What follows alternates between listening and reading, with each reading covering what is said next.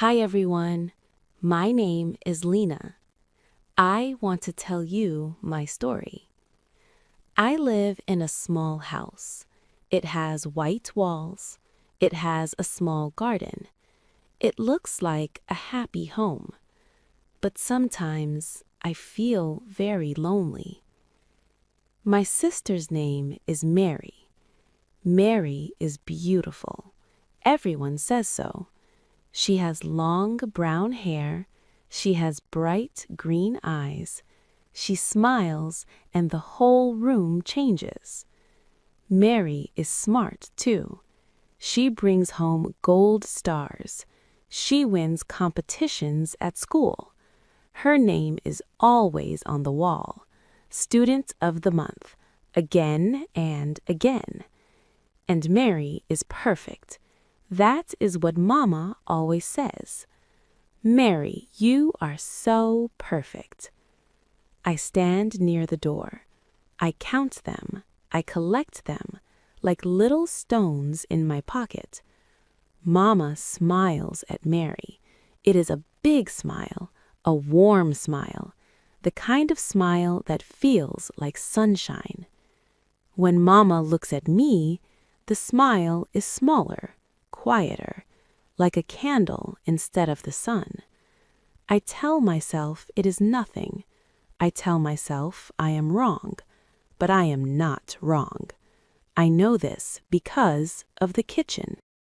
Every evening I help Mama in the kitchen. I wash the vegetables. I stir the soup. I set the table, fork on the left, spoon on the right. I learned that by myself. Nobody taught me. Mama stands at the stove. She stirs slowly, but her eyes are far away. She is thinking about Mary. I can tell, because she smiles at nothing, because she picks up her phone and looks at a photo, Mary's photo, from the school concert last week. Mary was so good, Mama whispers, to nobody, to herself.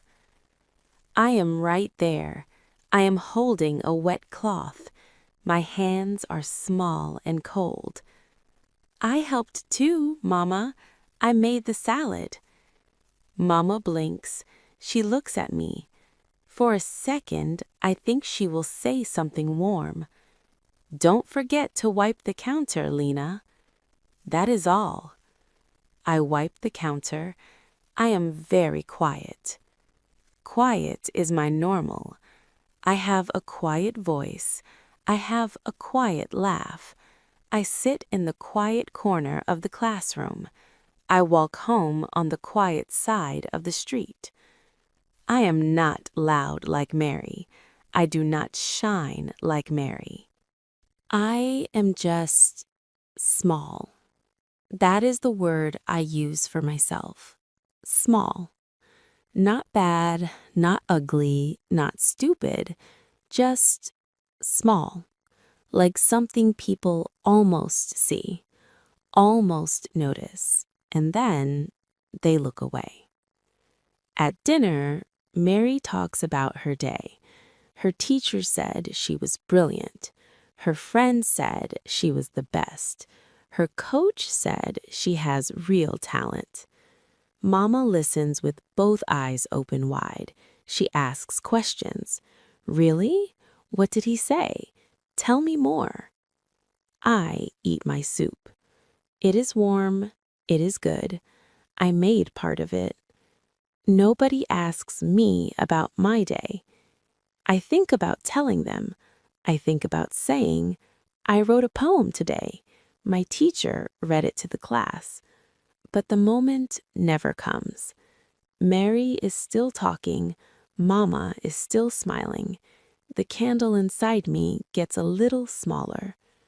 After dinner, I wash the dishes alone. The water is warm.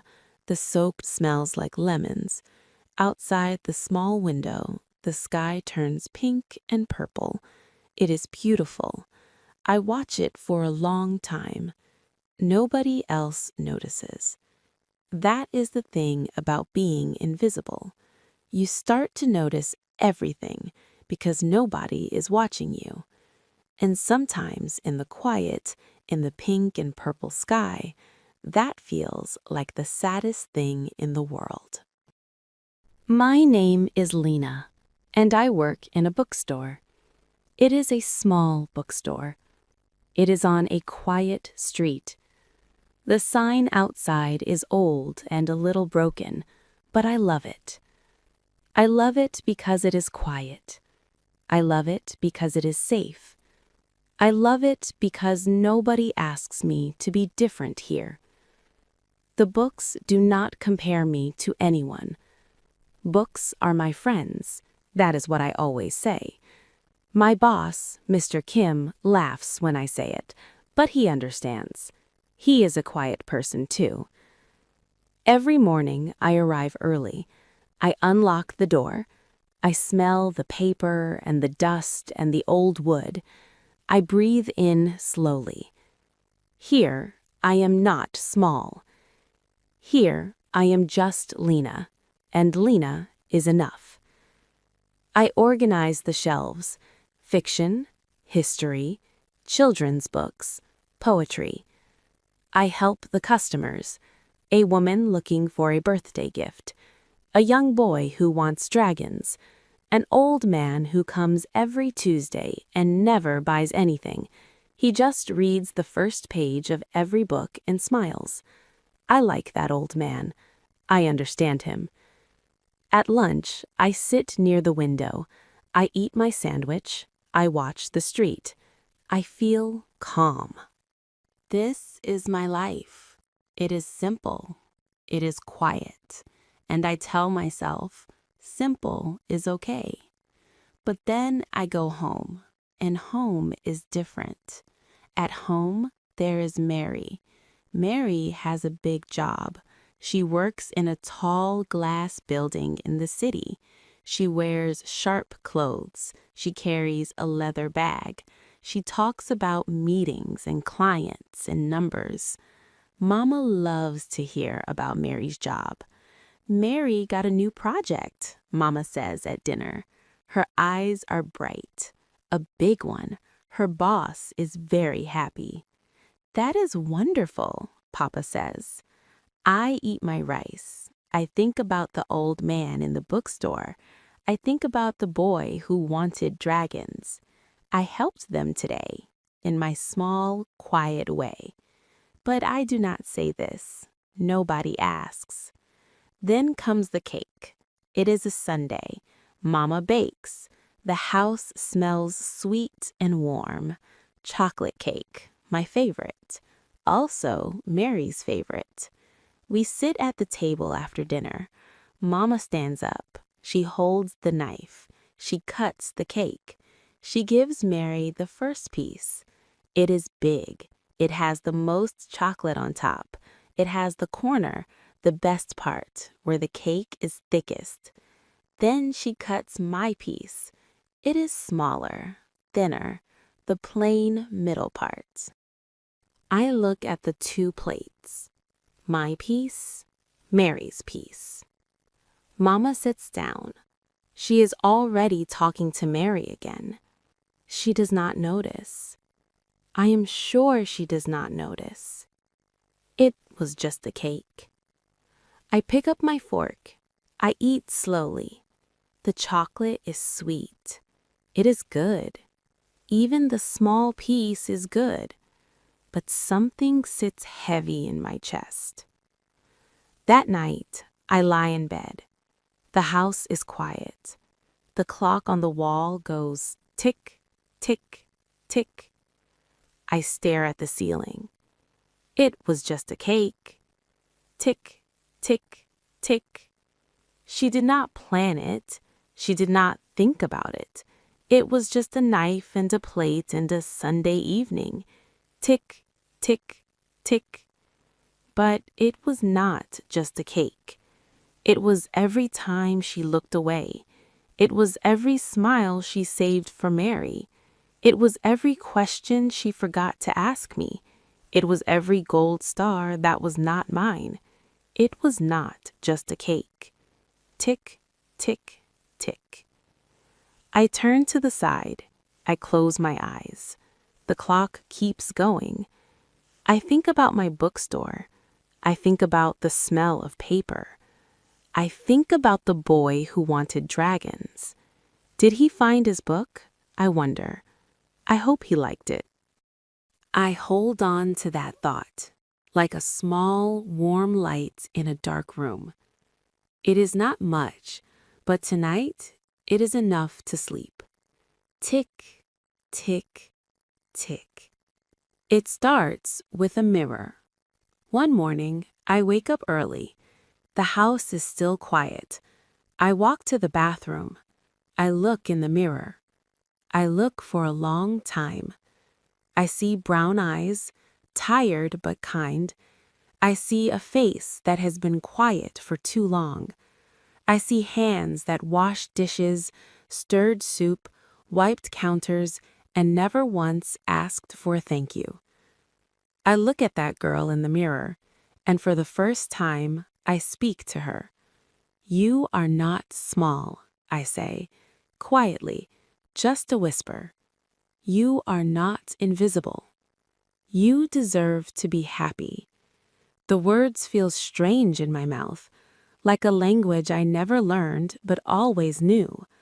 I say them again, a little louder. I deserve to be happy. The mirror does not argue. That evening, I find a small room. It is in a quiet building, not far from the bookstore. It has one window. It has pale yellow walls. It has a radiator that makes a soft clicking sound at night. It is small. It is simple. It is mine. I put down the deposit. My hands are shaking a little, but I do not stop. I tell the family on a Saturday morning. Mama is at the table with her coffee. Papa is reading the newspaper. Mary is not home. I sit down.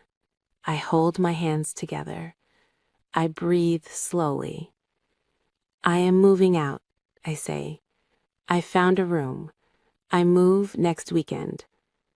Mama looks up. Her face changes. Moving out? Why? What is wrong with this house? Nothing is wrong with the house, I say, but I need my own space. You are too sensitive, Lena, Mama says. Her voice is not angry, but it is firm. You always were. You make big problems from small things.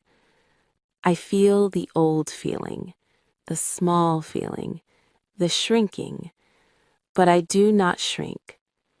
Mama, I say slowly, I know you love me, I believe that, but sometimes small things are not small. Sometimes they carry a lot of weight.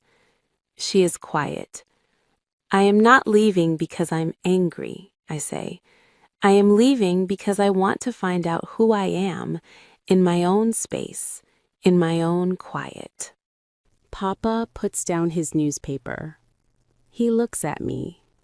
Really looks at me. Maybe for the first time in a long time. Okay, Lena, he says, softly. Okay.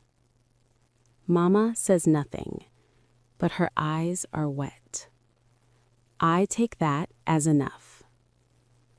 Moving day is a gray Tuesday. I do not have many things. 2 bags of clothes, my books, of course, my books, a small plant I bought myself, a yellow mug that I love for no reason.